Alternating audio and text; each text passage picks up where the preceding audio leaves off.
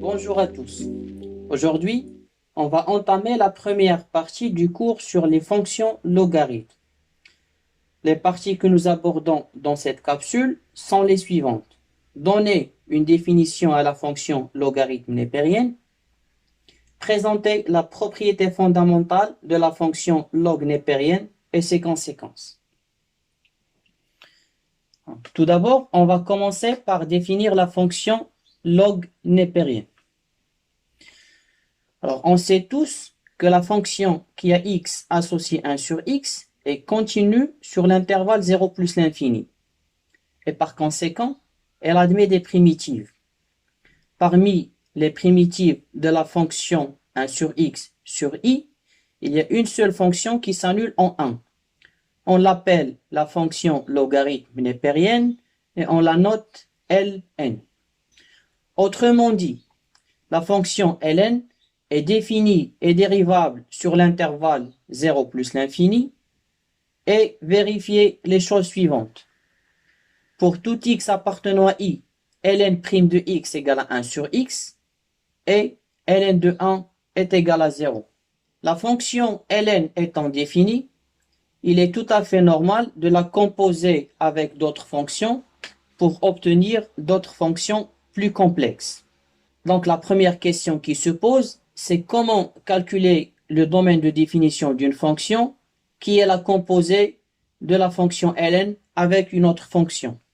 Alors si notre fonction f se présente sous la forme f de x égale à ln de g de x, c'est-à-dire la composée de la fonction g avec la fonction ln, le domaine de définition de la fonction f est alors l'ensemble des x appartenant à R, tel que x appartient au domaine de définition de la fonction g, et tel que g de x soit strictement supérieur à 0. Voyons un exemple. On considère la fonction f définie par f de x égale à ln de x carré plus 3x plus 2. Calculons d de f. Donc on voit très bien ici qu'on a composé la fonction ln avec la fonction polynôme second degré g définie par g de x égale x carré plus 3x plus 2. C'est cette fonction-là. Donc, pour calculer le domaine de définition de la fonction f, c'est l'ensemble des x appartenant à R tel que x appartient à d de g et tel que x carré plus 3x plus 2 soit strictement supérieur à 0. Comme g est une fonction polynôme, donc d de g est égal à R, il reste une seule condition qu'il faut satisfaire, c'est x carré plus 3x plus 2 strictement supérieur à 0. Donc on va chercher les solutions de l'équation x carré plus 3x plus 2 égale à 0, c'est-à-dire on va chercher quand est-ce que g de x s'annule. Or, il s'agit d'une équation du second degré. On calcule alors delta. Delta est donné par la formule b carré moins 4ac. On trouve delta égale à 1, strictement supérieur à 0. L'équation E admet alors deux solutions réelles, x1 et x2. x1 est donné par la formule moins b moins racine de delta sur 2a, et ça donne moins 2. x2 est donné par la formule moins b plus racine de delta sur 2a, et ça donne moins 1. Une fois les valeurs annulatrices déterminées, on se retrouve avec trois intervalles. L'intervalle moins l'infini moins 2, moins 2 moins 1, et l'intervalle moins 1 plus l'infini. Sur le premier intervalle, moins l'infini moins 2, on met signe de A. A est égal à 1, donc positif. Sur l'intervalle moins 2 moins 1, signe de moins 1, donc négatif.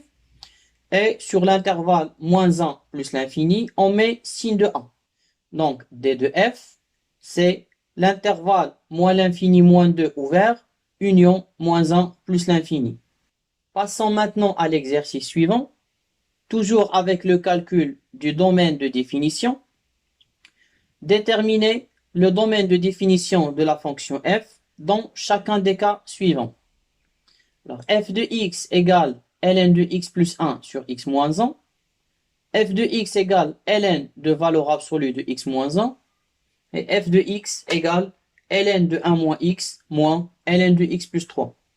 Dans la première situation, on a composé la fonction ln avec la fonction x plus 1 sur x moins 1.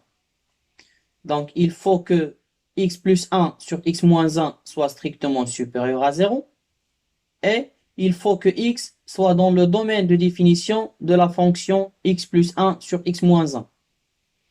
Donc, il faut que x moins 1 soit différent de 0. Donc, pour étudier le signe de x plus 1 sur x moins 1, on va chercher les valeurs annulatrices et la valeur interdite. X plus 1 est égal à 0 équivaut à dire que x égale à moins 1. Donc, le numérateur, il s'annule en moins 1. Et x moins 1 égale à 0 équivaut à dire que x égale à 1. Donc, le dénominateur s'annule en 1. Donc, x plus 1 est positif lorsque x est supérieur à moins 1, négatif lorsque x est inférieur à moins 1. X moins 1 est positif lorsque x est supérieur à 1 et négatif lorsque x est inférieur à 1. Le signe du quotient, négatif sur négatif, ça donne positif. Positif sur négatif, ça donne négatif. Et positif sur positif, c'est positif. Puisque 1 est une valeur qui annule le dénominateur, donc c'est une valeur interdite. Le domaine de définition de la fonction f est alors moins l'infini moins 1, union 1 plus l'infini. Deuxième situation. D de f égale, c'est l'ensemble des x appartenant à R, tel que valeur absolue de x moins 1 est strictement supérieure à 0. Donc, il faut dresser le tableau de signes de la fonction valeur absolue de x moins 1. Valeur absolue de x moins 1 égale à 0 équivaut à dire que x moins 1 égale à 0 équivaut à dire que x est égal à 1. Je rappelle que pour dresser le tableau de signes d'une fonction, la première chose qu'on fait, c'est chercher les valeurs annulatrices. Donc, valeur absolue de x moins 1 s'annule en 1. Et puisque la valeur absolue est toujours positive, donc d de f, c'est de moins l'infini à 1 exclu, union 1 plus l'infini. Pour la troisième fonction, d de f, c'est l'ensemble des x appartenant à R tel que 1 moins x est supérieur strictement à 0 et x plus 3 supérieur strictement à 0. Donc, pour chaque expression, je cherche les valeurs annulatrices. Commençons par 1 moins x. 1 moins x égale à 0 équivaut à dire que x égale à 1. Et x plus 3 égale à 0 équivaut à dire que x est égal à moins 3. Donc, on dresse le tableau de signes de chaque expression. 1 moins x s'annule en 1. Alors, à droite de 1, on met signe de A. A est négative, donc elle est négative lorsque x est supérieur à 1. Positive lorsque x est inférieur à 1. X plus 3 s'annule en moins 3. Elle est positive lorsque x est supérieur à moins 3 et négative lorsque x est inférieur à moins 3. Alors, cherchons les intervalles où les deux expressions sont positives. Il n'y a qu'un seul intervalle où les deux sont positives, c'est de moins 3 à 1. Donc, d de f, c'est l'intervalle ouvert moins 3, 1. Maintenant, on va voir la propriété fondamentale de la fonction ln. Pour tout x réel strictement positif et tout y réel strictement positif, on a ln de xy est égal à ln de x plus ln de y. Les conséquences de cette propriété fondamentale sont les suivantes. Ln de 1 sur y est égal à moins ln de y. Ln de x sur y est égal à ln de x moins ln de y. pour tout nombre rationnel R appartenant à Q étoile, ln de x à la puissance R est égal à R ln de x. Alors, dans l'exemple suivant, nous allons voir comment on peut utiliser la propriété fondamentale pour simplifier des expressions contenant ln de A. Donc, commençons par A. A est égal à ln de 2 plus ln de 5. Donc, on a une expression de type ln de A plus ln de B. Donc, c'est ln de A plus B. ln de 2 fois 5, c'est ln de 10. B égale 2 ln de racine carrée de racine de 5 moins 1 plus ln de racine de 5 plus 1. Alors, j'utilise cette propriété.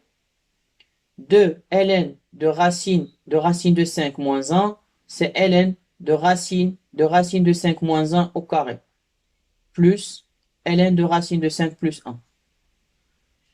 On sait que racine de A, le tout au carré, est égal à A. Donc, ça donne ln de racine de 5 moins 1, plus ln de racine de 5 plus 1. On utilise ensuite la propriété ln de A plus ln de B. Ça donne ln de A fois B. Et racine de 5 moins 1 fois racine de 5 plus 1, c'est racine de 5 au carré, c'est 5, moins 1 au carré, 1. 5 moins 1 est égal à 4. Donc, ln de 4. Traitons cet exercice pour plus de détails. Écrire sous la forme A, ln de B, où A est un nombre réel et B un nombre réel strictement positif, les nombres suivants. A égale ln de racine carrée de 3 plus 5 ln de 9 plus ln de 6 moins ln de 2. Alors, racine carrée de 3, je peux l'écrire sous la forme 3 à la puissance 1 sur 2. 9, c'est 3 au carré. 6, 3 fois 2. Et ceci est égal. Alors, ln de 3 à la puissance 1 sur 2 est égal à 1 sur 2 ln de 3. 5 ln de 3 au carré, ça fait 5 fois 2 ln de 3. ln de 3 fois 2, ça fait ln de 3 plus ln de 2. Et en simplifiant plus ln de 2 avec moins ln de 2, il reste 1 demi ln de 3 plus 10 ln de 3 plus ln de 3. Donc, en mettant ln de 3 en facteur, on obtient 1 sur 2 plus 10 plus 1, qui est égal à 23 sur 2. B est égal 2023 ln de racine de 5 moins 1 plus 2023 ln de racine de 5 plus 1. Donc, je peux mettre 2023 en facteur.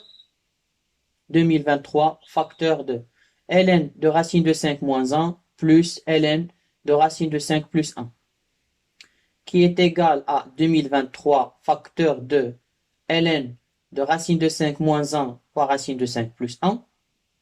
Et on sait que a moins b fois a plus b, c'est a au carré moins b au carré. Racine de 5 au carré, c'est 5. 1 au carré, c'est 1. Et 5 moins 1, c'est 4. La dernière expression, C, est égale à 6 fois ln de 5 à la puissance 1 sur 2, moins ln de 5 au carré, plus ln de 5 puissance 3 fois 3, moins ln de 3, égale. Alors 6 fois ln de 5 à la puissance 1 sur 2, ça donne 6 fois 1 sur 2 ln de 5. ln de 5 au carré, ça donne 2 ln de 5. ln de 5 puissance 3 fois 3, ça donne 3 ln de 5 plus ln de 3. Et puis moins ln de 3. Donc en simplifiant plus ln de 3 avec moins ln de 3, il reste 6 fois 1 sur 2 est égal à 3 ln de 5 moins 2 ln de 5 plus 3 ln de 5. En mettant ln de 5 en facteur, on obtient 3 moins 2 plus 3, qui est égal à 4 ln de 5.